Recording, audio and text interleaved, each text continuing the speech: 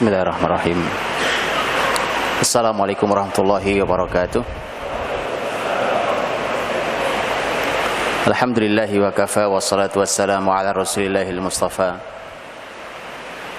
wa ala alihi wa ashabihi hum ahlus sidqi wal wafa man sara ala nahjihi faqad ihtada. Wala hawla wala quwwata illa billahil aliyyil azim. Ya ayyuhalladzina amanu taqullaha haqqa tuqatih wala tamutunna illa wa antum muslimun. Ya Ghaniyyu ya Hamidu ya Ghafuru ya Wadud aghnina bihalalika an haramik wa bi ta'atika an ma'siyatika wa bika amman siwak. Ya ayyuhalladzina amanu taqullaha wa qulu qawlan sadida yuslih lakum a'malakum wa yaghfir lakum dhunubakum wa may yuti'illaha wa rasulahu faqad faza fawzan 'azima. Amma ba'd. Saudaraku dirahmati Allah Subhanahu wa taala. Syukur pada Allah Subhanahu wa taala di pertemuan barokah di rumah Allah Subhanahu wa taala yang diberkahi untuk mengkaji tentang generasi yang diberkahi, generasi terbaik, untuk terus menumbuhkan rasa cinta kita kepada pendidiknya, yaitu Rasulullah Muhammad sallallahu alaihi wasallam, agar menjadi uswatun hasanah bagi kita, menjadi teladan terbaik bagi kita, dan bersyukur kita diberikan Allah potret yang sempurna, sehingga dengan mudah seharusnya kita mencoba melakukan, berani menjalankan setelah komprehensif mengilmuinya. Saya ikuti bagian rahmati Allah SWT dan mitra muslim yang berbahagia. Pembahasan kita hari ini seperti disampaikan oleh saudara kita, moderator, tentang cara kaya ala 3 sahabat. Utsman bin Affan radhiyallahu anhu, Abdurrahman bin Auf radhiyallahu anhu, dan Zubair ibn Awam radhiyallahu anhu. Bapak Ibu, sebenarnya saya tidak terlalu suka membahas tema ini. Ini jujur, saya tidak terlalu suka membahas tema ini. Mengapa begitu? Karena ilmu itu disampaikan harus disesuaikan dengan keadaan.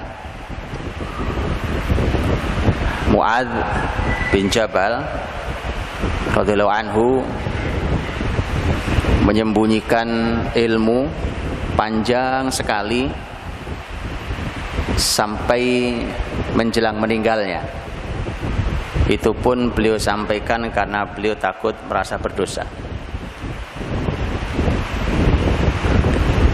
Tidak ada hubungannya dengan Mu'adz sebenarnya, tapi maksud saya adalah Nabi waktu menyampaikan ilmu ke Mu'adz, dan Mu'adz bertanya, afala ubashirun nas, bolehkah saya kabarkan berita gembira ini pada seluruh masyarakat? Kata Nabi, la, jangan. Menjadi unik ketika ilmu disampaikan Nabi ke sahabat, tapi oleh Nabi dikatakan jangan sampaikan ke orang lain. Padahal ilmunya ilmu kabar gembira, karena ilmunya adalah siapa yang mengucap la ilaha illallah masuk surga. Nabi katakan jangan, karena kata Nabi fayattakilu, karena khawatir masyarakat ini akan malas beramal. Allah, masuk surga gampang, maka jadi malas beramal. Itu apa artinya? Artinya bahwa kata Nabi jangan menyampaikannya, karena hari ini masyarakatnya masyarakat yang masih kalau disampaikan mereka akan malas beramal. Artinya cara berpikirnya, pondasi dasarnya belum cukup. Hari ini saya menyampaikan tema ini. Ini tema begini sudah sangat lama, bertahun-tahun saya hindari, Pak. Kenapa? Karena saya bicara di hadapan sebuah masyarakat, apapun yang dilakukannya cuma pengen satu, pengen kaya. Itulah mengapa saya tidak suka menyampaikan itu. Saya pernah diminta untuk mengisi sebuah acara. Saya pikir panitianya salah undang waktu itu, karena saya diminta mengisi acara entrepreneurship Muslim. Saya tidak pernah mengisi begituan. Saya bilang, tapi karena sudah diundang, sudah datang, kemudian saya ngisi. Saya bilang, para entrepreneur lain biasanya kalau bicara tentang entrepreneurship adalah bagaimana menjadi pengusaha, kemudian menjadi kaya raya, kemudian menjadi orang yang mulia setelah kaya, menjadi orang yang banyak infak sedekah, kira-kira gitu ya. Saya bilang, rasanya panitia salah undang, saya bilang, karena saya tidak suka membahas itu. Kenapa? Kalau Anda baca sejarah, teman-teman, kalau babnya cuma kaya itu sesuatu yang pasti terjadi. Bacalah sejarah. Sahabat itu lapar teman-teman. Di mana muslimin di Madinah dikepung, diintimidasi dari sejak Mekah bahkan. Di Madinah di awal-awal tahun 1, tahun 2, tahun 3, tahun 4 sampai tahun 7.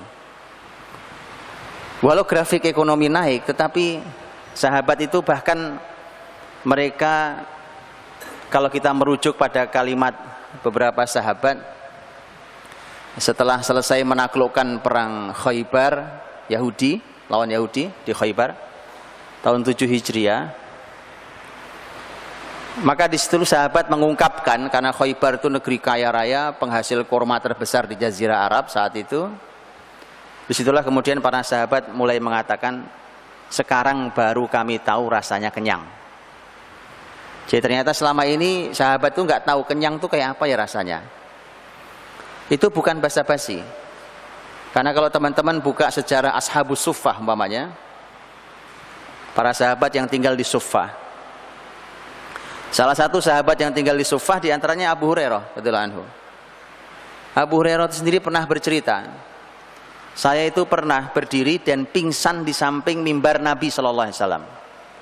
Sampai sahabat menduga saya ini ada penyakit apa begitu. Kata Abu Hurairah, demi Allah, bukan karena penyakit saya jatuh pingsan, tapi karena lapar. Itu Abu Hurairah yang nantinya jadi pemimpin besar, nantinya mempunyai harta melimpah. Pemimpin nanti beliau juga sempat ke Bahrain.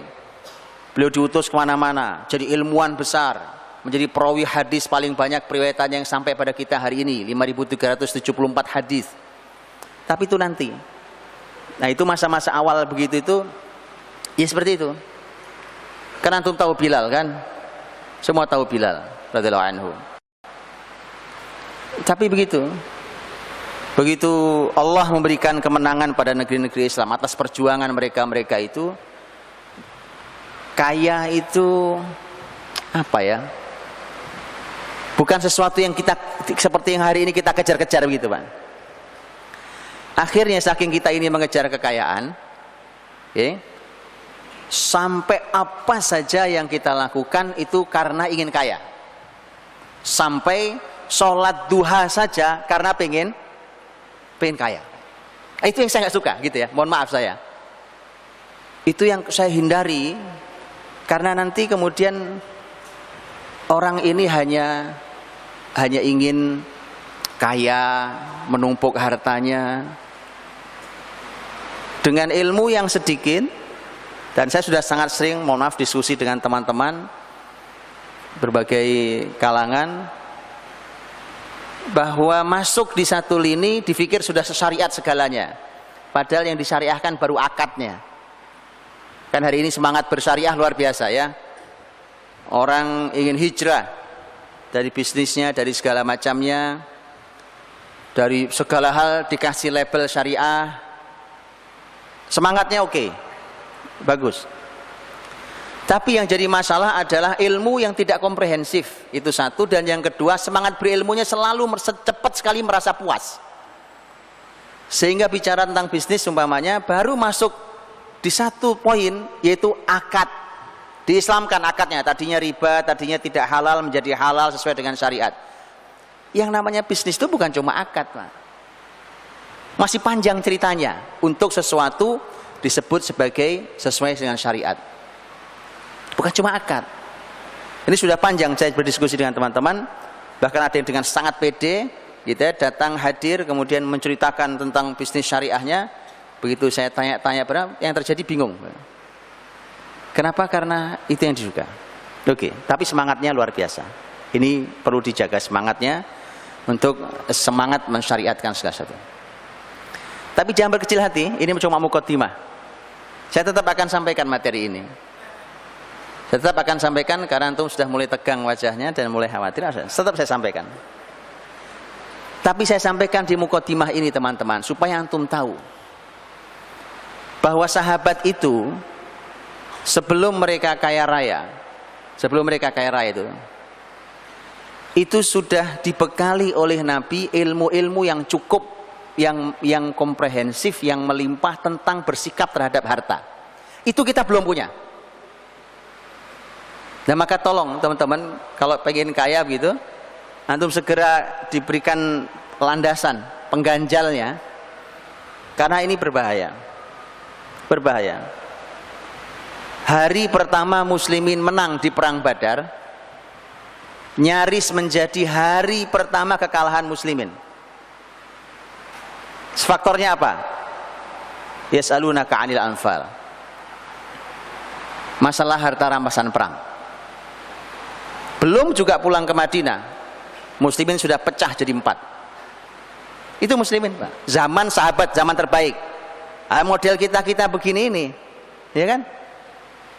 Makanya ilmu dulu yang kuat.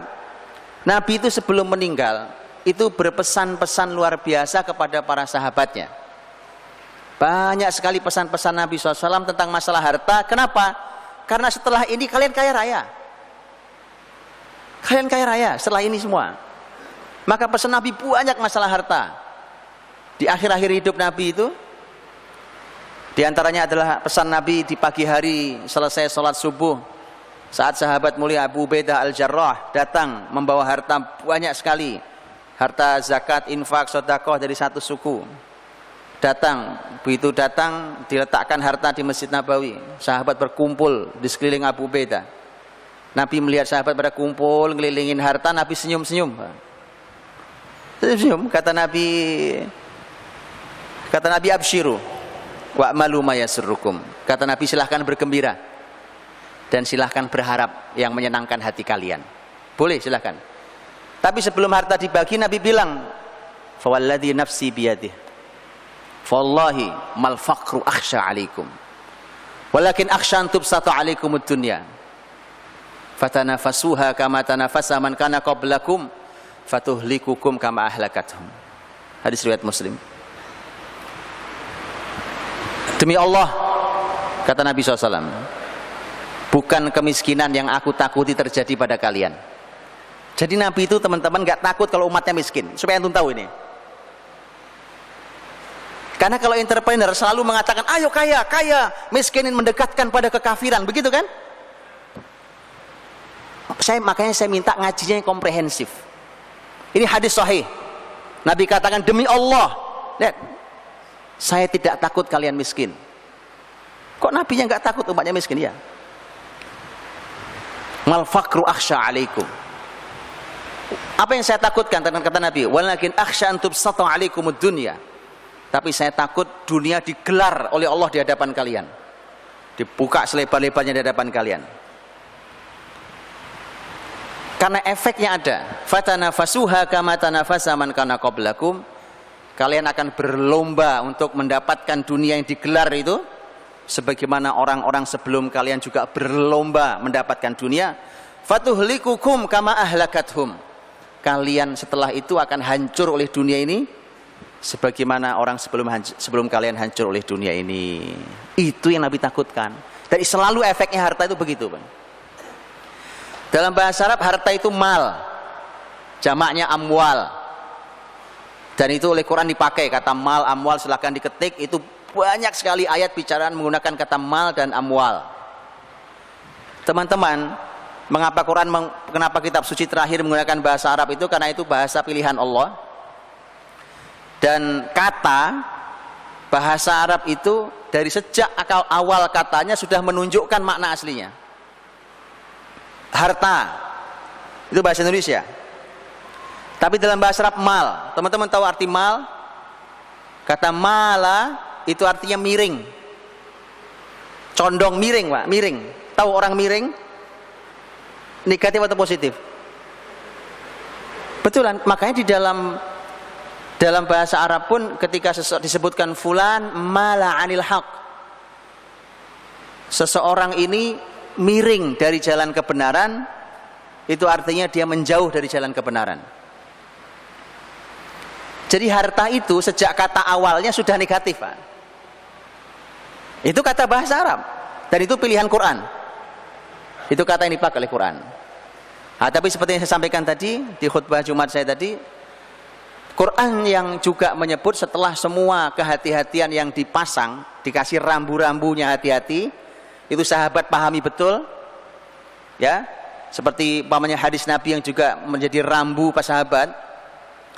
Kita Nabi mengatakan bahwa khairu biqa'il ardil masajid wa syarru biqa'ihal aswaq. Tempat terbaik di muka bumi masjid, tempat terburuknya pasar. Itu rambu. Rambu dipasang. Jangan salah paham juga. Ya, jangan salah paham karena ada yang salah paham memahaminya. Dibacakan hadis ini akhirnya marah-marah, Pak. Betulan, saya kejadian di saya ini. Dibaca hadisnya marah-marah. Ini Ustadz nih yang hadis-hadis seperti ini yang membuat muslimin tidak maju. Wah, saya bilang luar biasa Anda ini.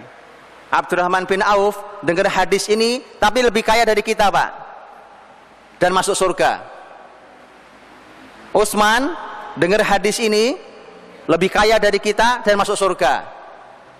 Kita dengar hadis ini protes, kaya enggak, masuk surga belum tentu. Jadi begitu teman-teman ya. Mesti ada yang salah cara pandang kita. Makanya kita langsung ingin bercermin pada para sahabat. Sekaligus pelajaran, ya, bahwa kalau Anda mau bercermin tentang sebuah kesuksesan, maka bercerminlah pada generasi terbaik. Karena bukan sekedar sukses nyari uang, tapi ada banyak kaidah, ada banyak rambu-rambu, ada banyak pakem-pakem yang melandasi segalanya. Nah, seperti saya sampaikan tadi di khutbah saya tentang hadis ni'mal malu salih lil rajuli salih, bahwa harta baik itu akan efektif, akan bekerja dahsyat kalau di tangan orang soleh. Itu tema kita sebenarnya. Maka kemudian hari ini kita sambungkan dengan pembahasan bagaimana dulu para sahabat itu bisa kaya raya.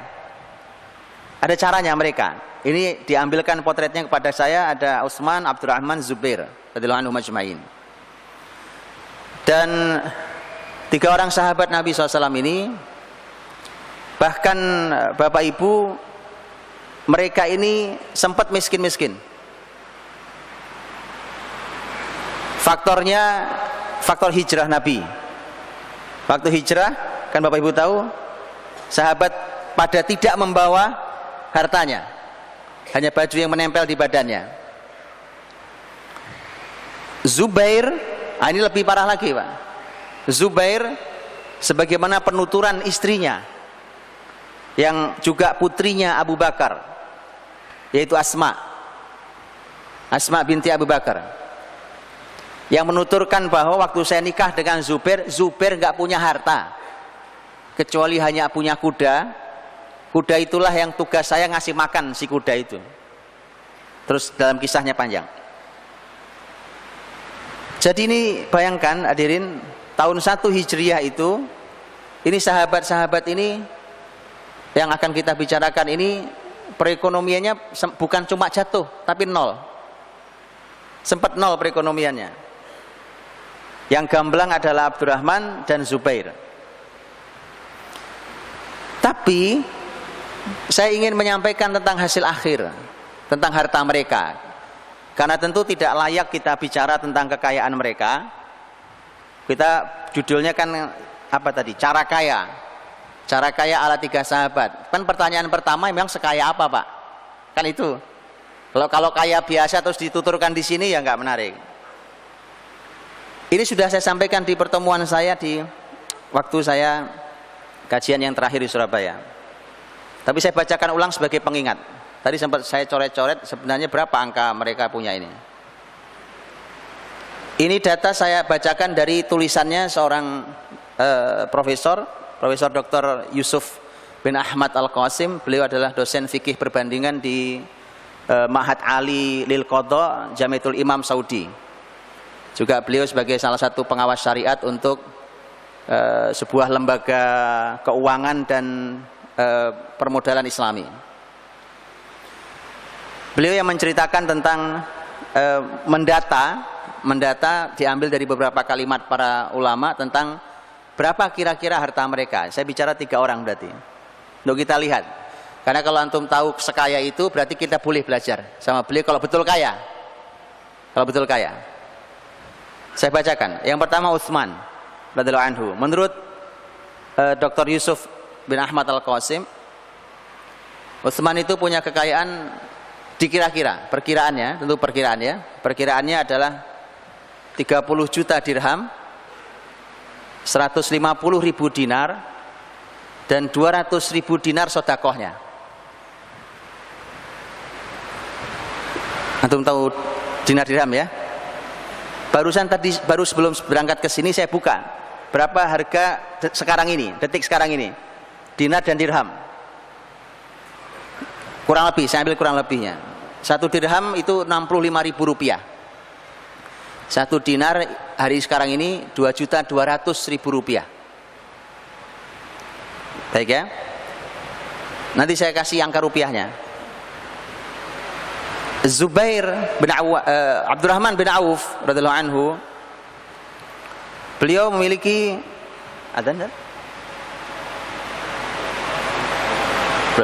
beliau memiliki harta kekayaan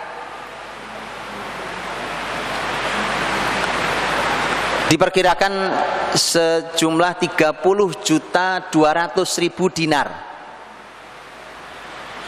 30.200.000 dinar.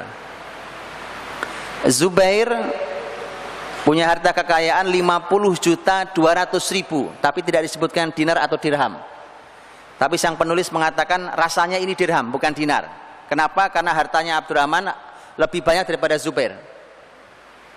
Jadi mestinya bukan dirham, bukan dinar, harusnya dirham, harusnya lebih kecil. Saya tadi coret-coret, mudah-mudahan hitungan saya tidak salah, nanti antum boleh hitung ulang. Saya bacakan kurang lebih rupiahnya. Supaya saya sebutkan dulu supaya kita tahu pantas gak kita belajar ke orang-orang ini gitu maksudnya. Orang-orang mulia ini, calon penghuni surga, dijamin masuk surga waktu mereka masih hidup di dunia, hidup kaya raya. Utsman itu kekayaan 30 juta dirham. 30 juta dirham itu ternyata 1,995 T. Jadi 1.950 miliar. 150.000 dinar itu 330 miliar. 200.000 dinar sedekahnya itu 440 miliar. Sedekah begitu ya, sedekah teman-teman. Jadi jangan cuma pengen kaya doang ya. Nah gini, sedekah 440 miliar. Silahkan, ayo habis itu nanti saya ajari cara kayanya. Tapi antum lihat dulu angka sedekahnya. Abdurrahman bin Auf dengan 30.200.000 dinar itu mencapai 66,4 T.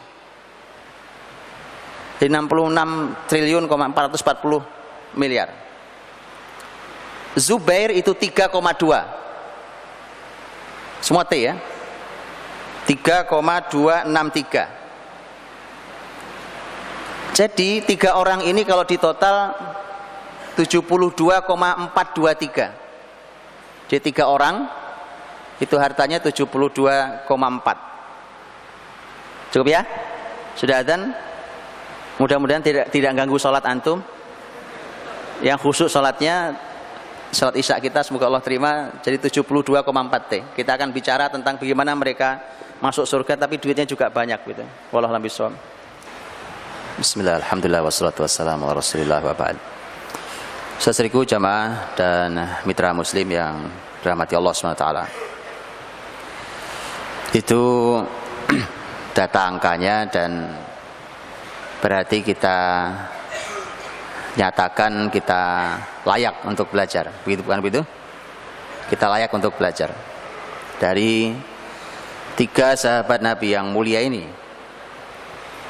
Dan Bapak Ibu perlu ketahui juga di awal, beliau-beliau ini kalau hitungannya tahun 1 tadi ekonominya sebagian 0, ya, tahun 1 Hijriah 0. Mereka ini meninggal tahun 30-an Hijriah. Jadi artinya harta triliunan itu oleh satu orang itu dikumpulkan selama 30 tahun saja. 30 tahun. Ya. Contohnya umpamanya Utsman meninggal tahun 35 Hijriah. Zubair meninggal tahun 32 Hijriah. Abdurrahman bin Auf Zubair meninggal tahun 36 Hijriah, zaman Ali. Abdurrahman bin Auf meninggal tahun 32 Hijriah. Ini semua 30-an. Abdurrahman 32 Hijriah. Baik, sebelum saya sampaikan apa panduan, penjelasan langsung dari beliau-beliau ini, ada satu poin penting yang harus sudah selesai sebelum bicara teknis. Karena mereka adalah ahli Quran, mereka paham persis kata tijarah, kata bai', kata syira dalam Quran. Perdagangan, jual beli atau beli jual, mereka paham persis dalam Quran. Itu dulu, karena itu panduan mereka sebelum yang lain. Mereka paham betul bahwa ternyata Allah ingin mengajak kita berpikir bahwa tema perdagangan jual beli itu bukan cuma tema duniawi, tapi tema ukhrawi juga. Selain tema dunia, kita jual beli berbisnis di tema dunia, karena tiga-tiganya ini pedagang, tiga-tiganya. Ternyata juga ingin Allah sampaikan tentang perdagangan akhirat sifatnya. Ya, dan itu dalam beberapa ayat dalam Al-Qur'anul Karim. Hal adullukum ala tijaratin tunjikum min adzabin alim, umpamanya. Maukah aku tunjukkan kalian perdagangan yang menyelamatkan kalian dari azab yang pedih? Ini tentang perdagangan, tijarah, jangan, dan seterusnya. Saya tidak bahas panjang itu. Itu kemudian segala hal perdagangan dengan semua jenisnya, dari mulai akadnya sampai model transaksinya dan seterusnya, tidak boleh ada pelanggaran syariat. Oke, ini sudah selesai nih. Yang begini kalau di kita belum selesai, ya belum berarti. Ini karena yang mau disampaikan ini adalah teknis sekali. Teknis sekali. Kan ini kan yang antum tunggu, teknis sekali. Tapi harus selesai di dua hal itu. Yang pertama, kita harus mengerti tentang tema perdagangan dengan Allah. Perdagangan muslim itu di dunia sampai di akhirat. Dan yang kedua, jauhi segala hal di dalam urusan bisnis perdagangan yang melanggar syariat. Itu dulu diselesaikan. Ya, jadi kalau masih nyangkut syubhat, nyangkut riba, nyangkut gharar, nyangkut tipu menipu, nyangkut, itu belum masuk di pembahasan kita. Mau antum tiru sekalipun jadi nggak akan sama. Paham ya? Karena pondasinya beda. Pondasi yang berbeda, antum bangun bangunan yang tinggi, yang terjadi malah roboh. Baik, sekarang saya bacakan tentang kalimat Utsman radhiyallahu anhu. Bagaimana Utsman radhiyallahu anhu beliau mencapai harta sebanyak itu. Beliau mengatakan, kuntu u'alij wa unammi wala azdari ribhan wala ashtari syaikhan wa aj'alur ra'sa ra'sain. 5 poin. 5 poin. 1. Kuntu u'alij. Aku ini u'alij. Kata u'alij itu kalau sebenarnya kata ilaj artinya obat, Pak, sebenarnya. Ngobati sebenarnya. Tapi maksudnya adalah saya terjun. Jadi saya langsung yang terjun ngurusi bisnis ini. Wa'alij. Nanti kita jelaskan. Wa unammi. Kata unammi nama itu artinya mengembangkan, menumbuhkan, mengembangkan, dan saya mengembangkannya. Wala azdari ribhan, saya tidak meremehkan keuntungan. Wala asyari syaikhan, saya tidak membeli yang tua. Istilah-istilahnya unik, saya tidak membeli. Syekh artinya tua kan? Wala ashtari syaikhan, saya tidak membeli yang tua. Wa aj'alur ra'sa ra'sain, dan saya jadikan satu modal jadi dua modal. Dah 5, paham? Kalau paham saya pindah ke yang lain. Ini resepnya Utsman. Kalau gitu kita masuki sedikit-sedikit. Kuntu u'alij, dijelaskan oleh para ulama, artinya adalah bahwa Utsman radhiyallahu anhu dalam bisnisnya tidak mewakilkannya pada orang lain. Saya langsung yang tangani, saya langsung yang mengurusinya, saya terjun langsung di bisnis ini. Artinya apalagi di awal-awal bisnisnya, maka Utsman itu langsung terjun sendiri, tidak diwakilkan pada orang lain, tidak dari awal sudah sibuk gaji orang, maka semua di tangannya sendiri. Sehingga dia akan punya banyak kelebihan, punya pengalaman. Karena penting seorang pemimpin ketika dia punya pengalaman, maka bahkan nanti ketika dia punya anak buah banyak, dia tahu gelagat sekecil apapun dia tahu. Kan begitu, karena dia punya pengalaman. Saya pernah seperti kamu juga, ya kan? Bahkan dari sejak nol saya seperti kamu, tahu. Saya tahu kamu gelagatnya mau ngapain, saya tahu. Selain punya interaksi dengan banyak orang, karena orang berdagang jual beli, kalau dia tangani sendiri, dia punya pengalaman dan dia punya interaksi dengan siapapun, umpamanya dengan pembeli atau dengan penjual lain dan seterusnya. Itu kata u'alij. Jadi saya langsung yang terjun, yang menanganinya. Satu. Yang kedua kata Utsman, wa unammi, dan saya yang menumbuh kembangkan bisnis ini.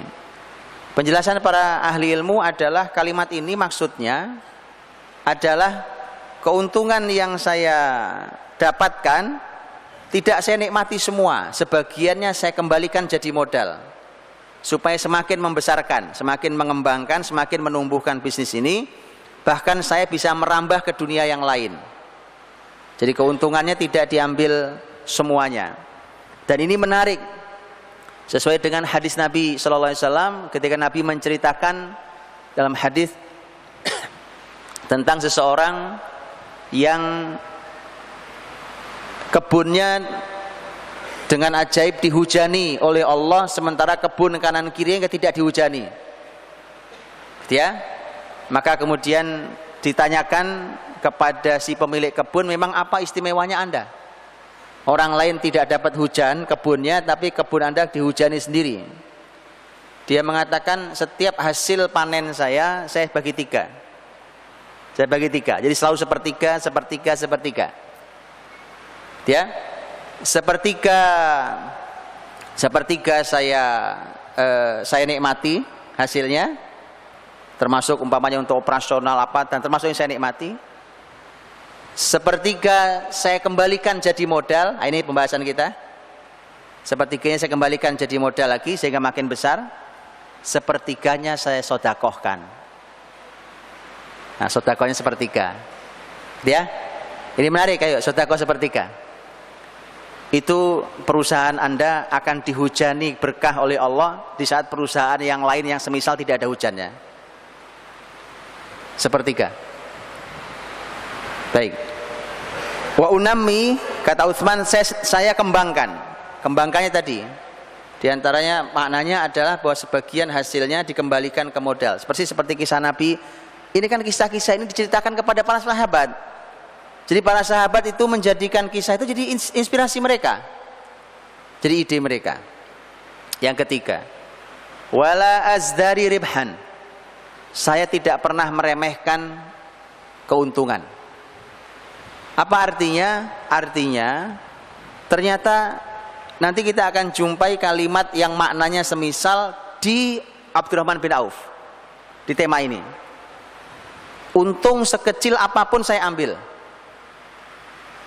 Jadi saya tidak pernah menunggu untung yang besar. Nanti ada kalimat semisal yang disampaikan oleh Abdurrahman. Jadi saya tidak menunggu untung besar, saya tidak pernah meremehkan keuntungan, itu maksudnya. Walau kecil saya tidak pernah meremehkannya. Ya cuma kecil, nggak ada. Selalu ini menjadi syukur saya, sekecil apapun keuntungan. Karena untung. Masya Allah, orang lain rugi, saya untung. Walau kecil untungnya. Lihat barokahnya. Dan ini hadirin juga menentukan tentang berapa besaran seseorang boleh mengambil keuntungan. Kalau ditanya secara hukum fikih berapa besarannya seseorang boleh mengambil keuntungan, para ahli ilmu mengatakan tidak ada batasannya.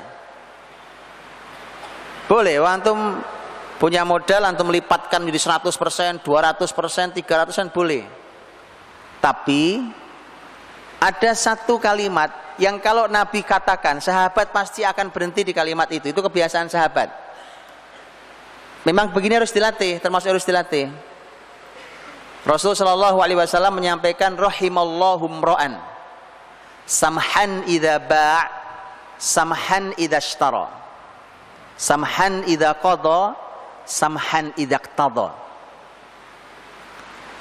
Allah merahmati. Wah, kalau sudah Nabi katakan Allah merahmati, dikejar sama sahabat, Pak. Ini apa yang Allah rahmati? Begitu ya. Nah ini kenapa ini jadi konsep.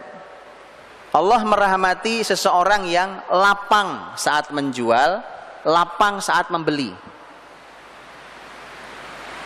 Ini maknanya adalah, di antara maknanya adalah, kalau Anda menjual, kan waktu saya jualan, saudara saya datang mau beli barangnya.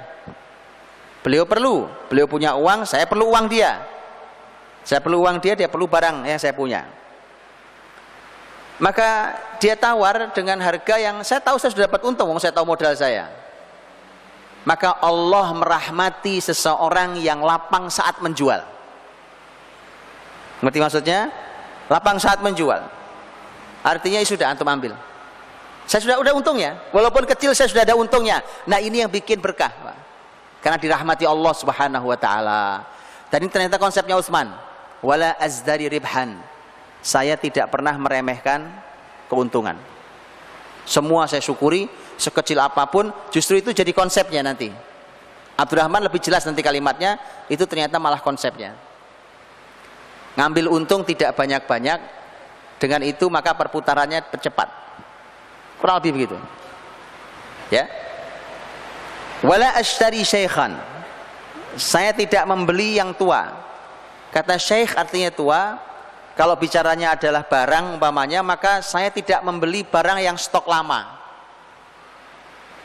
Karena ternyata tetap saja orang nyari yang baru. Kalau orang beli gandum gitu nanya, ini gandum kapan nih? Atau dilihat-lihat gini, ini kayaknya udah lama nih gandum nih, gitu ya. Tetap saja orang yang baru. Ternyata Utsman mengatakan kalau saya tidak membeli barang yang sudah numpuk lama gitu ya, sudah tersimpan lama, kemudian saya tidak beli yang itu, saya cari yang baru. Saya cari yang baru. Wala ashtari syaikhan. Wa aj'alur ra'sa ra'sain. Dan saya jadikan ra's artinya kepala, artinya modal. Saya jadikan modal, satu modal jadi dua modal. Apa artinya? Kalau saya meletakkan uang saya umpamanya punya uang nih, umpamanya uangnya 1000 dinar, gitu ya. Ini ada bisnis, satu bisnis. Saya tidak akan letakkan 1000 dinar uang saya ini kepada satu bisnis ini, tapi akan saya pecah modal ini jadi dua. Ada bisnis A, ada bisnis B, maka saya pecah jadi dua. Resikonya ada. Resikonya adalah saya tidak bisa banyak menguasai modal di sini. Karena harusnya 1000 jadi cuma 500 mungkin. Harusnya saya kuasai saham sekian, ternyata saya tidak kuasai saham sekian. Wa aj'al ra'sa ra'sain. Saya jadikan seperti itu. Salah satu penjelasan yang lain adalah kalau saya menjual barang. Saya menjual barang kata Utsman, penjelasannya bukan kata Utsman ya. Penjelasannya kalau saya jual barang begitu. Kalau saya punya tanah saya jual ini dengan 1.000 umpamanya, 1.000 dirham umpamanya, maka daripada cuma 1.000 saya belah jadi 2 tanah saya kapling. Dengan 2 kapling siapa tahu jadi 1.500 totalnya. 750 jadi 1.500, saya untung 500 gitu. Itu wa aj'al ra'sain, saya jadikan modal saya jadi pecah jadi 2, jadi tidak 1. Karena kalau tadi ada risikonya, kalau ternyata yang bisnis yang ini rugi, hilang uang saya semua. Tapi kalau 2 begini, maka yang ini rugi, saya mungkin masih untung di sini, bahkan mungkin bisa menutup yang sini. Ya, jadi dibuat beberapa opsi. Itu Utsman radhiyallahu anhu. Abdurrahman bin Auf radhiyallahu anhu, saya ingin memulai dari kalimat terkenal beliau, di mana beliau mengatakan dullani 'alas suq, tunjukkan pada saya di mana pasar. Di mana kalimat itu disampaikan saat Abdurrahman bin Auf tidak punya harta sama sekali, hijrah meninggalkan Mekah menuju Madinah dalam keadaan tidak membawa harta sama sekali, padahal hartanya banyak di Mekah.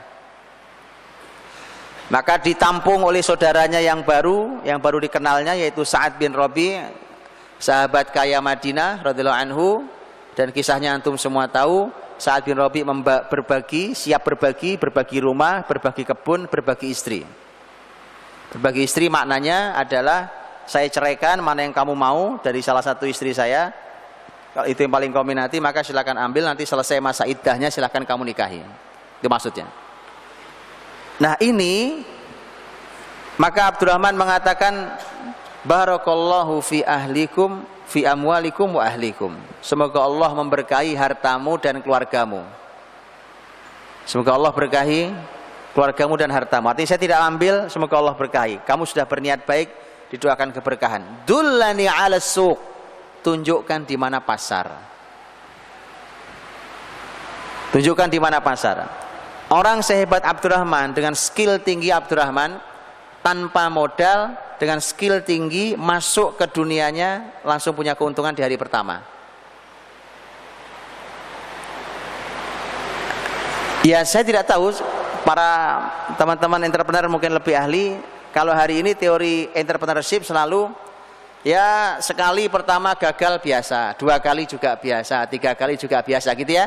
Kalau Abdurrahman nggak biasa.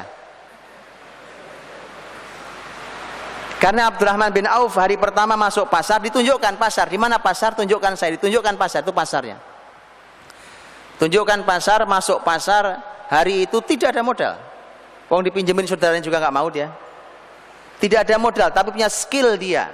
Bayangkan itu, dia punya skill tanpa melanggar syariat. Karena hari ini kita kadang-kadang diajari skill tapi tidak peduli halal haramnya. Ya, Abdurrahman bin Auf dengan skill tingginya masuk ke pasar, kemudian beliau hari itu dia mendapat keuntungan. As-samin wal aqid. Samin itu minyak samin tuh, samin. Aqid itu susu yang dibekukan. Dia kurang lebih lah, gitu ya, kurang lebih itu aqid namanya. Itulah 2 keuntungan yang didapat oleh Abdurrahman bin Auf. Begitu ditelateni setiap hari sampai dia bisa beli emas. Emas pertama yang dia beli tidak terlalu banyak memang, tapi lumayan. Ya, nawati min dhahab. Ada emas walau tidak besar. Begitu dia punya emas walau tidak besar, langsung nikah. Nah, itu. Jadi begitu harusnya antum. Sudah duit sudah punya, sekolah sudah selesai, nikah enggak, maunya apa? Iya toh? Makanya, jadi teman-teman, itu Abdurrahman. Makanya pagi hari bertemu Nabi SAW dalam keadaan wangi, rambutnya klimis sekali. Terus Nabi bertanya, Abdurrahman, nampaknya pagi ini indah sekali, kamu wangi klimis sekali. Abdurrahman mengatakan, semalam saya menikah ya Rasulullah dengan seorang gadis dari Ansor. Ala wazni nawatin min dhahab, maharnya emas. Nah tadi emas tadi itu yang dia beli nggak seberapa banyak tapi dia sudah bisa beli emas. Kemudian Nabi SAW mengatakan, aulim walau bisa. Kalau gitu kata Nabi, buatkan walimahnya walau hanya dengan seekor kambing. Nah, Abdurrahman saat itu belum punya banyak uang. Nggak apa-apa Abdurrahman, walau seekor kambing buat walimahnya. Ayo potong kambingnya, kita makan bersama. Aulim walau bisa. Nah, dullani al suq itu ada banyak semangat yang harus jadi memang skill tinggi. Dan dia sangat berani karena dia percaya betul dengan skillnya. Saya hanya perlu di mana lokasinya. Ini dunia saya akan masuk ke sana. Lihat, hari ini setiap kita bicara bisnis pasti tidak jauh dari modal, bukan begitu? Yang dipikirkan sudah macam-macam perencanaan, ujung-ujungnya modalnya dari mana modalnya. Abdurrahman tidak pernah bicara modal. Abdurrahman cuma perlu tunjukkan di mana pasarnya. Itulah mengapa teman-teman dirahmati Allah, Abdurrahman bin Auf itu tidak ingin langsung besar. Kan hari pertama cuma samin dan akid, nggak apa-apa. Cuma itu nggak apa-apa. Jadi tidak terburu-buru, karena ternyata terburu-buru itu ternyata juga bisa menjadi jebakan sendiri. Ada musuh yang siap menjebak bahkan, ya. Itu semangat dullani ala suq, dan langsung berani karena skillnya tinggi, langsung action. Ayo kita action. Ilmu sudah komprehensif, skillnya tinggi, jangan jadi wacana. Bismillah, jalan. Baik. Yang kedua, Abdurrahman mengatakan, ma bi'tu dainan. Saya tidak menjual sesuatu dalam bentuk utang. Cash. Antum mau beli cash. Kenapa begini? Lihat teman-teman, kok kesannya Abdurrahman kejem banget ya kan?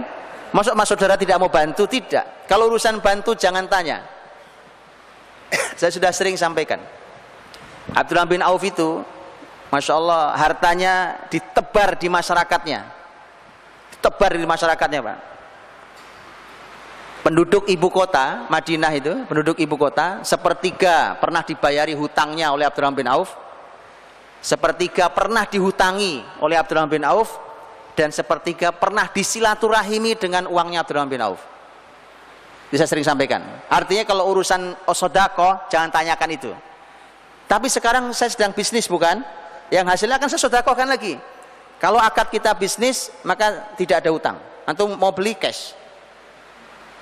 Kenapa? Ini yang mulai harus kita tumbuhkan. Budaya ngutang itu tidak benar. Ngutang boleh, tapi budaya hutang tidak benar. Maka saya mohon maaf sebesar-besarnya. Kalau orang megang kartu kredit, Pak, kemudian nanti umpamanya, mohon maaf sekali lagi, umpamanya kemudian dibilang, tapi ini Pak kartu kredit syariah. Oke? Mohon maaf saya cuma bertanya, tolong dijawab, di mana syariahnya membuat hutang menjadi sistemik? Kalau ngutang boleh, benar. Hutang boleh, benar. Nabi pun ngutang. Boleh hutang itu. Dengan syarat, bisa bayar, bertekad membayar, dan seterusnya. Tetapi dengan kartu, kita pegang kartu kredit, maka hutang menjadi sistemik. Karena kemanapun kita beli tinggal gesek. Betul? Hutang jadi sistemik itu, saya mohon diajari di mana syariatnya itu. Di mana syariatnya menjadikan hutang sebagai sistem. Rasul Shallallahu Alaihi Wasallam ketika bicara tentang jual beli, Nabi mengatakan yadan biyadin, ha biha. Artinya tangan ketemu tangan. Yadan biyadin, artinya cash. Mana uang antum? Ini barang saya punya. Cash. Membiasakan cash itu luar biasa, teman-teman. Karena hari ini ternyata, Masya Allah, karena hutang dibuat sistemik, akhirnya orang mengambil keuntungan dari hutang itu. Akhirnya orang beli cash malah susah dapat barangnya. Yang begini ini perekonomian yang sebentar lagi roboh. Karena ini perekonomian tidak normal. Coba saya tunjukkan. Kalau Anda ingin menjual barang, kemudian orang datang ngutang. Normal itu? Gak normal. Anda mungkin akan jawab, Pak, tapi itu ada lembaga keuangan yang mengcover itu, bukan si tokonya. Tokonya sih dapat cash. Ada lembaga keuangan. Justru itulah kemudian lahirnya lembaga-lembaga keuangan yang fungsi uang menjadi sangat berkuasa, uang itu. Padahal uang itu dalam Islam dibatasi hanya sebagai alat tukar, tidak lebih. Ketika uang kekuasaannya melebihi alat tukar, maka yang muncul nanti adalah dosa, diantaranya riba. Karena riba itu membuat uang menjadi komoditas, kan begitu, menjadi barang yang dijual dan seterusnya. Maka dari itu teman-teman, Nabi Shallallahu Alaihi Wasallam memotivasi muslimin untuk bahwa sebenarnya semuanya cash. Dalam urusan hutang boleh, tapi Nabi mewanti-wanti luar biasa. Jadi wanti-wanti sangat luar biasa tentang masalah hutang. Dan Masya Allah, andai Rasul hidup hari ini, Pak, kemudian meninggallah kita, rasanya tidak ada yang disolati Nabi Shallallahu Alaihi Wasallam. Karena Nabi tidak mau menyolati sahabat yang masih punya hutang. Apa enggak sedih? Sangat sedih. Nabi SAW suatu saat mau menyolati jenazah, kemudian Nabi bertanya, ada hutangkah ini? Ada ya Rasulullah. Kata Nabi, salat kalian saya nyolatkan, saya tidak mau nyolatkan. Kemudian seorang sahabat mengatakan, ya Rasulullah, dia punya hutang 2 dinar, kalau saya tidak salah 2 dinar, dan saya nanggung. Nabi kemudian sholatkan, Nabi mau menyolati. Esok harinya sahabat yang menanggung laporan, ya Rasulullah, utangnya sudah saya bayar. Nabi mengatakan, al-an baru dajil tuh, sekarang sudah dingin kulitnya. Paham maksudnya? Utang itu bikin panas teman-teman. Itu istilah Nabi, orang meninggal panas kulitnya gara-gara utang. Begitu kau sudah bayar, sudah dingin kulitnya sudah. Sampai begitu ya. Saking bahwa dalam Islam itu didorong untuk cash segala sesuatu. Saya ingat betul, dulu waktu saya ngaji, salah satu syekh tempat saya mengaji, Syekh Muhammad Mukhtar Syingkiti, hafizallahu taala, saya ingat betul beliau mengatakan bahwa andai ekonomi transaksi hari ini di dunia cash, yadan biyadin tadi, tangan ketemu tangan tadi, maka tidak ada masalah di perekonomian hari ini. Karena hari ini sebab utang jadi tambah ruwet. Karena hutang dibikin sistem di belakangnya, bikin lagi belakangnya, bikin lagi asuransi belakangnya, bikin lagi asuransi diasuransikan lagi, ruwetnya luar biasa. Kata Abdurrahman, ma bi'tu dainan. Saya kalau jualan nggak ngutang. Ini juga bukti teman-teman rahmati Allah Subhanahu wa taala. Kita belum bisa bertransaksi seperti sahabat. Sahabat itu kalau waktunya sedekah nggak pakai hitungan, betul tadi? Ratusan miliar dia sedekahkan. Ya, Utsman tadi 440 miliar rupiah sedekahnya. Kalau sedekah jangan tanya. Tapi kalau urusan jual beli. Walau hanya 1 dirham kasih ke saya. Ini uang saya 1 dirham. Apa arti 1 dirham dibandingkan uang sebanyak itu, kan nggak ada artinya. Itu artinya para sahabat memilah betul. Kita lagi ngapain nih? Lagi bisnis atau lagi sedekah? Dua-duanya konsep dalam Islam. Hari ini kita campur aduk. Gara-gara kita tidak ngerti ilmu yang komprehensif. Umpamanya dengan semangat hari ini, dengan semangat kita hari ini, ayo teman-teman kita membuat produk muslim. Umpamanya ya, membuat sampo, sabun mandi muslim, diedarkan, ini produk muslim. Orang membeli dibandingkan dengan harga yang ada di toko yang sudah biasa dari perusahaan lain, dilihat, lah ini mahal Pak produk muslim. Penjualnya mengatakan, kamu itu niat sedekah kenapa sih? Tanyakan pada yang jual, Mas, Anda lagi jualan atau pengen disedekahi? Paham maksud saya? Abdurrahman bicara tentang masalah bisnis, saya bisnis, utang tidak ada utang. Kalau urusan mau bantuan, saya kasih sedekahnya, bukan utang. Saya kasih sedekahnya. Bisa dipahami? Dibedakan hal itu. Terus bagaimana Pak? Itu pikirkan itu. Itu kenapa tolong diilmui. Semangat tidak cukup, tolong diilmui. Kemudian Abdurrahman mengatakan,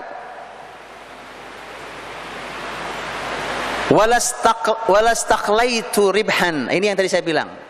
Persis juga kalimat lain, walam urid an arbah katsiran. Kalau yang walastaqraitu ribhan artinya saya tidak pernah menganggap sedikit keuntungan itu. Berapapun keuntungan tidak pernah saya anggap sedikit. Berapapun sedikitnya saya anggap itu untung.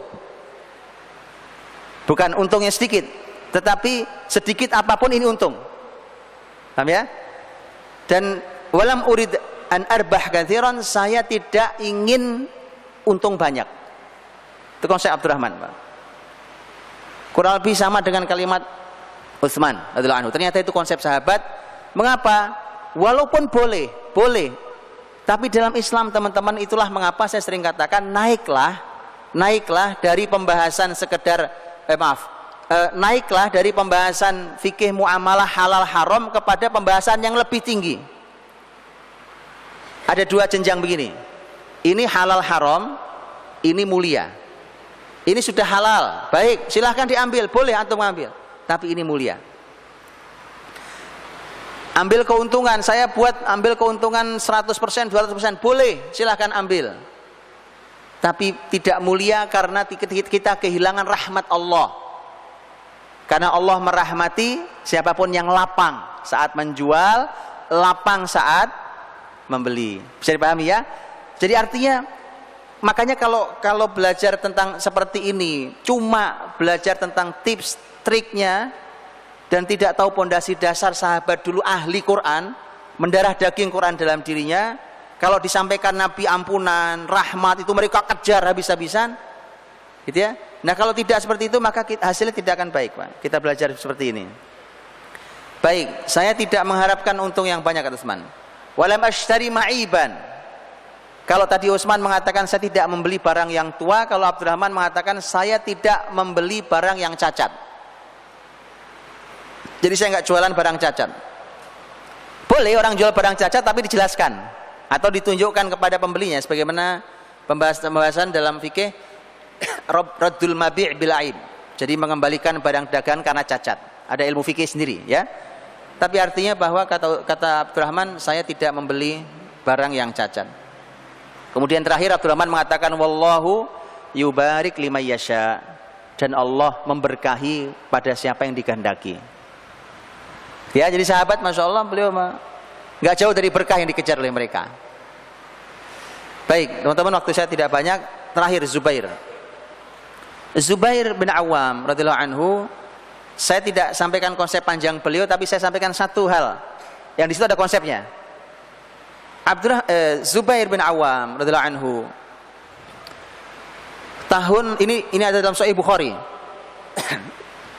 Antum cek di Sahih Bukhari tentang kisah panjang pembahasan tentang bagaimana Abdullah, anaknya Zubair, Abdullah bin Zubair, diamanahi sang bapak yaitu Zubair untuk membayari utang bapaknya. Jadi ternyata Zubair bin Awam itu meninggal, utangnya banyak banget, Pak. Dalam Sahih Bukhari tadi disampaikan bahwa Zubair meninggal, hutangnya mencapai 2.200.000.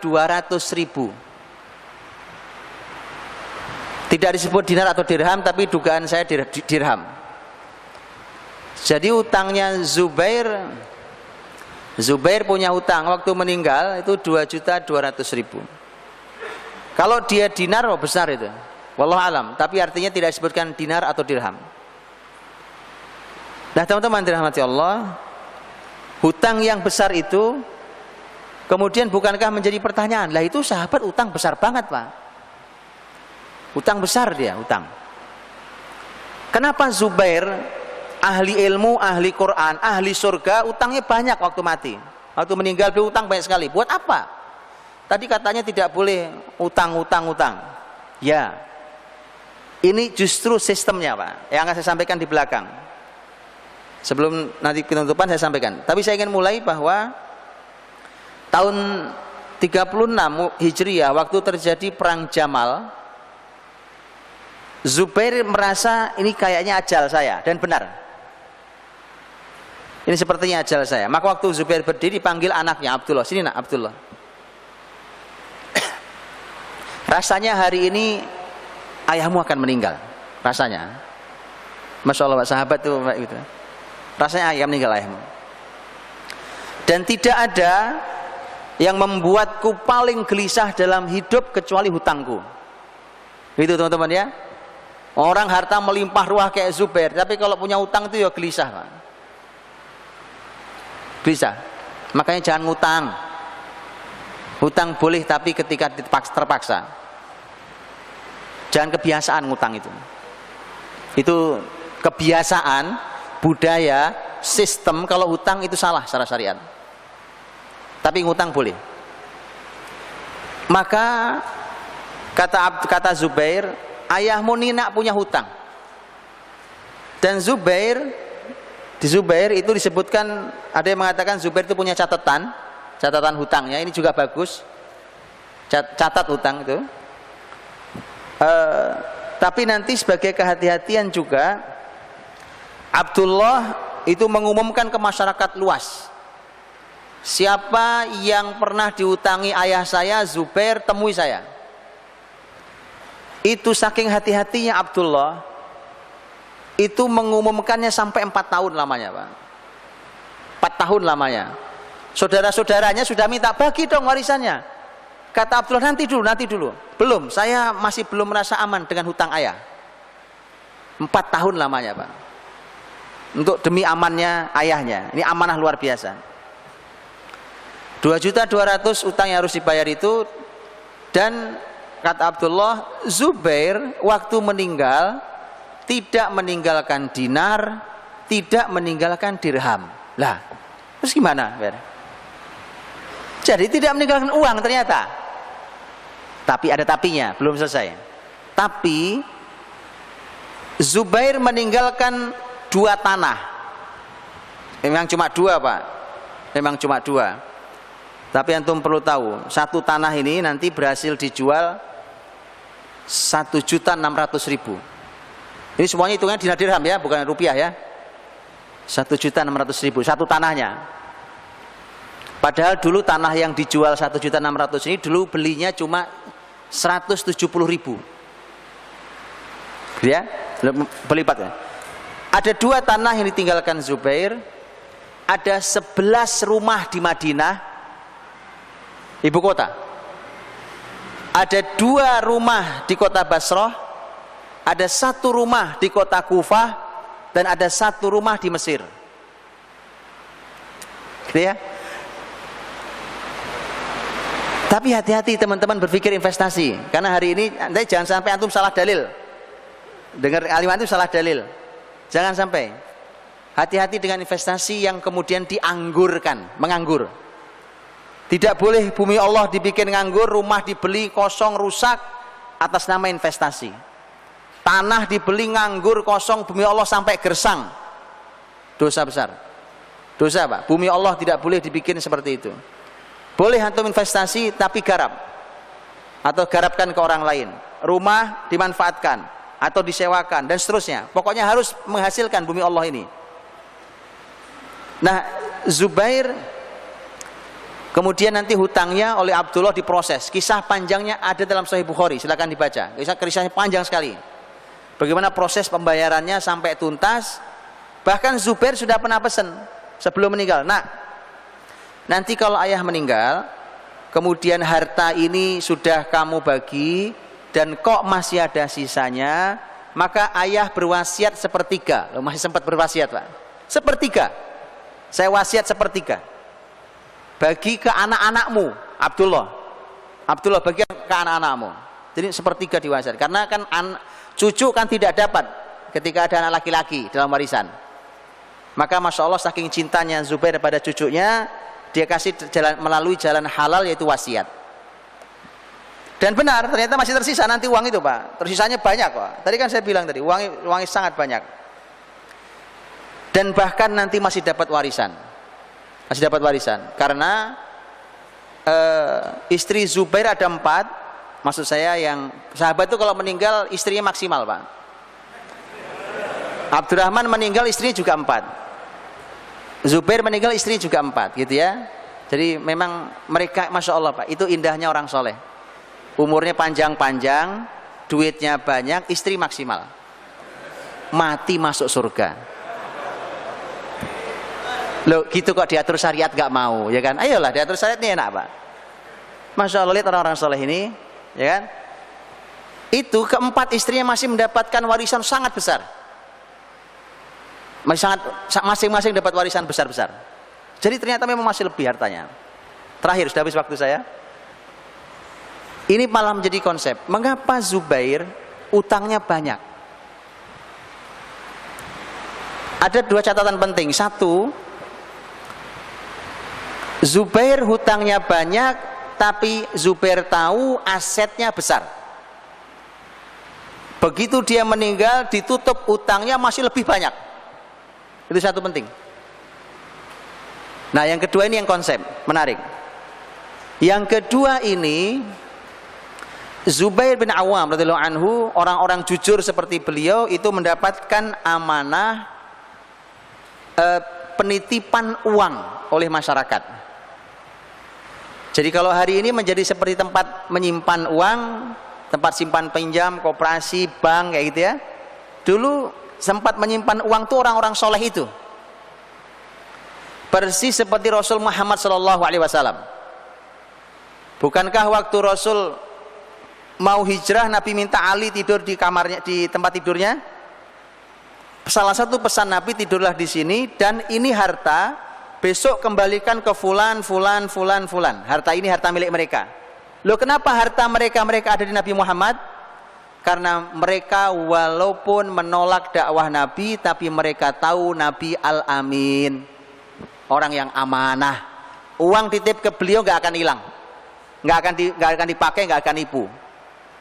Sistem itu masih terus berjalan, dan itu nanti menjadi sistem besar, namanya sistem sorf atau sorrof pelakunya, atau soyarifah jamaknya. Itu sistem dalam Islam besar sendiri. Bahwa satu orang berfungsi seperti tadi, salah satu fungsinya adalah untuk masyarakat mempercayakan uangnya. Jadi orang datang berombongan rame-rame gitu kan, datang sendiri-sendiri, datang ke Zubair. Zubair, saya punya uang, nitip uang ke kamu ya.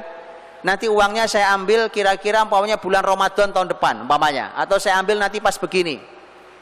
Zubair, setiap orang datang mau menitipkan uang, Zubair bilang saya tidak mau, kecuali uang ini saya statuskan hutang saya kepadamu. Apa bedanya? Kalau titipan, saya dapat titipan uang ini tidak boleh saya apa-apakan, Pak. Namanya titipan itu tidak boleh diapa-apakan. Tugas saya adalah mencari pahala dengan menjaga harta saudara saya. Saya jaga baik-baik supaya tidak hilang. Saya dapat keutamaan berupa pahala dari Allah SWT. Kemudian, tapi kalau utang, duitmu saya utang ya, maka statusnya utang. Kalau utang sudah punya saya, cuma nanti saya bayar waktunya. Itulah mengapa Zubair hutangnya banyak. Jadi sebenarnya itu harta nasabahnya, statusnya hutang.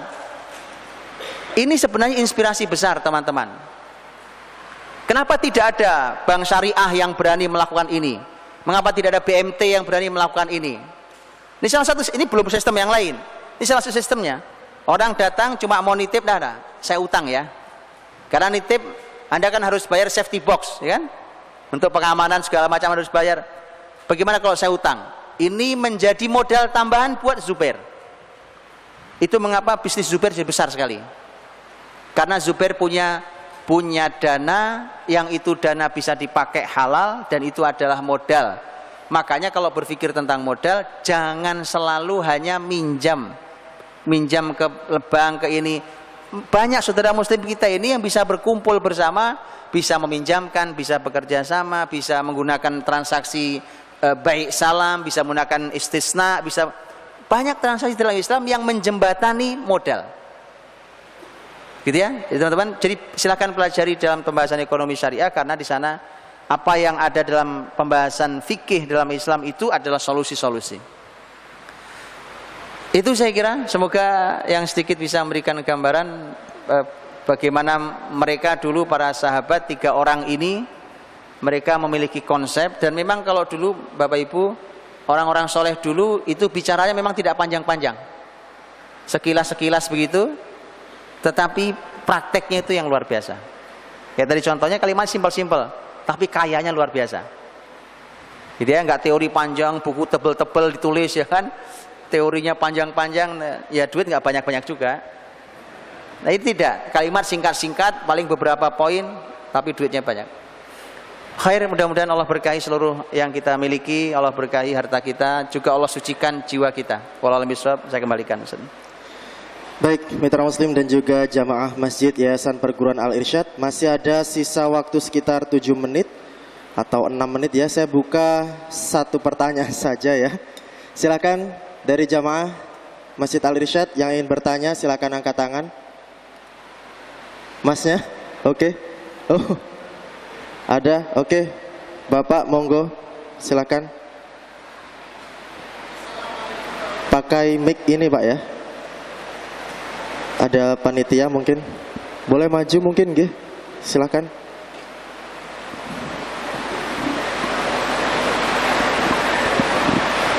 Cek.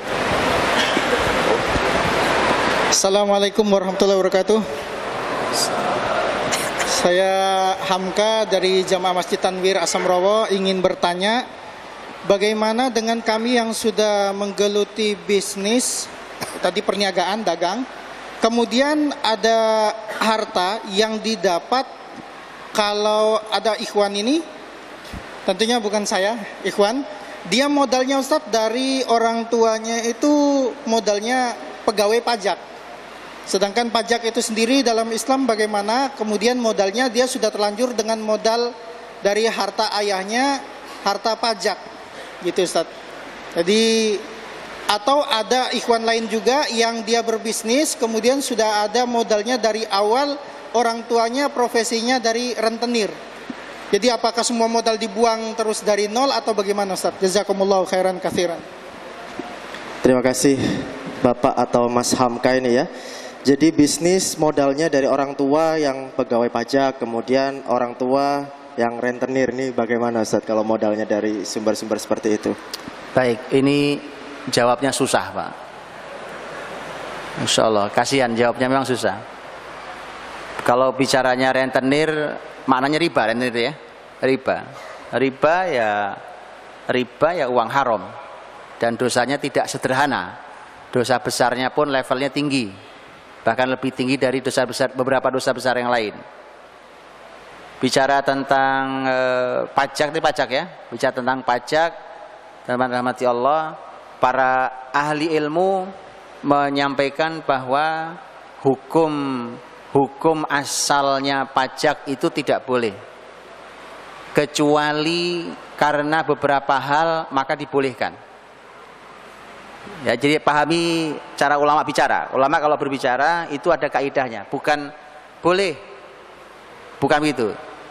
Hukum asalnya tidak boleh, tapi dia menjadi boleh kalau terpenuhi beberapa syarat. Itu fatwa-fatwa para ulama. Nah, untuk itu maka memang harta yang dipakai tadi itu, harta yang dipakai dengan sumber seperti itu, tentu kita tahu tidak clear, tidak clean, gitu ya, hartanya tidak clean. Maka memang kalau kita mau dari sejak awal menjadi barokah dan kemudian bertumbuh, berkembang juga, semoga berkahnya melimpah sehingga memudahkan pertumbuhan dan perkembangan, dan juga menjadi terjaga, karena pertumbuhan berkembang itu terkadang bahaya. Jadi tumbuh kembang besar tapi terjaga, itu barokah. Maka semestinya dia boleh bertahap, silahkan, karena tidak sesederhana orang berpikir untuk berbalik. Maka cobalah mencari sumber dana yang lebih bersih. Sumber dana yang lebih bersih, carilah. Insya Allah Allah mudahkan. Banyak saudara-saudara kita, Masya Allah, tadi saya sudah katakan, orang-orang baik itu, Bapak Ibu, itu tidak perlu banyak orang, ini banyak sekali, tidak perlu banyak orang untuk menyelesaikan masalah besar. Karena faktornya faktor kualitas, apalagi jumlahnya banyak seperti ini. Semestinya ketika berkualitas maka banyak sekali solusi. Bicara tentang modal, Masya Allah, maka silahkan bersaudara, ya kan, silahkan berjamaah, silahkan berkumpul bersama saudaranya. Disitulah kemudian kita bangun ekonomi ini bersama, sekaligus kita uji sampai di mana iman kita. Karena ekonomi, harta itu ujian keimanan. Ngaji kita selama ini udah benar atau belum? Itu Pak. Karena begitu ngaji sudah lama, begitu bisnis bareng ternyata berantem, nah ada yang salah berarti. Bisa jadi salah satu faktornya ngaji kita selama ini ternyata belum lengkap. Salah satu faktornya. Kita jadi silahkan cari yang lebih clear, lebih clean, lebih mendekati keberkahan, lebih halal. Ya, dan itu akan membuat kita nyaman, berkah, dan semoga diberikan Allah kebesaran. Wallahu a'lam bishawab. Kalau misalnya bisnisnya ini sudah jalan Ustaz, jadi awal modalnya dari uang seperti itu, kemudian bisnisnya sudah jalan, ini gimana solusinya mungkin? Ya, artinya ketika bisnis sudah jalan, nanti kalau secara hukum silahkan tanya pada para ustadz ekonomi syariah ya. Tapi artinya bahwa ketika sesuatu sudah berjalan, maka nanti juga sebenarnya kita punya pilihan-pilihan. Punya pilihan-pilihan. Maksud saya selalu cobalah untuk menjadi lebih baik. Bahwa kemudian pilihannya ada yang saya perlu bertahap Pak. Ya silahkan ditahapi tapi harus lebih baik dari hari ke hari. Ada yang mengatakan tidak Pak, sekarang juga saya tutup. Silahkan ditutup kalau Anda berani. Karena itu juga ada orang-orang yang sangat kuat seperti itu dan luar biasa. Ya maka silahkan diukur karena memang ketika Rasul bersabda, innallaha thayyibun la yaqbalu illa thayyiba, sesungguhnya Allah itu baik dan tidak menerima kecuali yang baik saja. Nah itu masalahnya. Ketika sesuatu tidak baik, ketika Allah tidak terima, tidak mau terima, nah ini menjadi masalah ini Pak. Ini masalah. Kalau Allah tidak bersama kita, karena berserikatnya kita, bersamanya kita dalam urusan apapun, itu dalam hadis qudsi Rasul menyampaikan, Allah berfirman, ana tsalitsus syarikain ma lam yakhun ahaduhumal akhar. Aku ini, kata Allah, aku ini yang ketiga dari dua orang yang berserikat selama tidak ada yang berkhianat. Jadi kita perlu Allah di dalam perserikatan kita. Allah akan selalu ada bersama perserikatan ini sepanjang tidak ada yang berkhianat di antara kita. Wallahu a'lam bishawab. Baik, terima kasih Ustadz Budi Azhari LC dan juga Mas Hamka tadi atas pertanyaannya. Terakhir Ustadz, ditutup dengan doa. Baik, Bapak Ibu dirahmati Allah, kita tutup dengan doa semoga Allah memberikan kepada kita, dicukupkan kita dengan yang halal sehingga kita tidak perlu dengan yang haram. Dicukupkan kita dengan ketaatan pada Allah sehingga kita tidak perlu tertarik dengan kemaksiatan. Dicukupkan kita dengan Allah sehingga kita tidak perlu dengan makhluknya. Allahumma shalli wa sallim wa barik ala sayyidina Muhammadin wa ala alihi washabihi ajmain walhamdulillahi rabbil alamin. Hamdan yuwafi ni'amahu wa yukafi mazidah. Ya Rabbana lakal hamdu wa lakas syukru kama yanbaghi li jalali wajhikal karimi wa adimi sultanik. Ya hayy ya qayyum bi rahmatika nastaghits. Aslih lana sya'nana kullah wa la takilna ila anfusina tarfata a'yunina. Rabbana taqabbal minna innaka antas samiul alim wa tub alaina innaka antat tawwabur rahim. Ya Ghaniyyu ya Hamid ya Ghafur ya Wadud. Aghnina bihalalika an haramik wa bi ta'atika an ma'siyatik wa bika amman siwak. Allahumma aslih ahwalal muslimin. Allahumma aslih lana dinana alladhi huwa ismatu amrina wa dunyana allati fiha ma'ashuna wa akhiratana allati ilaiha ma'aduna. Allahumma inna nas'aluka al-huda wat-tuqa wal-afafa wal-ghina. Allahumma inna nas'aluka al-huda wat-tuqa wal-afafa wal-ghina. Allahumma inna nas'aluka al-huda wat-tuqa wal-afafa wal-ghina. Rabbana atina fid dunya hasanah wa fil akhirati hasanah wa qina adzaban nar. Subhana rabbika rabbil izzati amma yasifun. Wassalamun ala al-mursalin walhamdulillahi rabbil alamin. Mohon maaf atas salah kurangnya. Subhanakallahumma bihamdika asyhadu an la ilaha illa anta astaghfiruka wa atubu ilaik.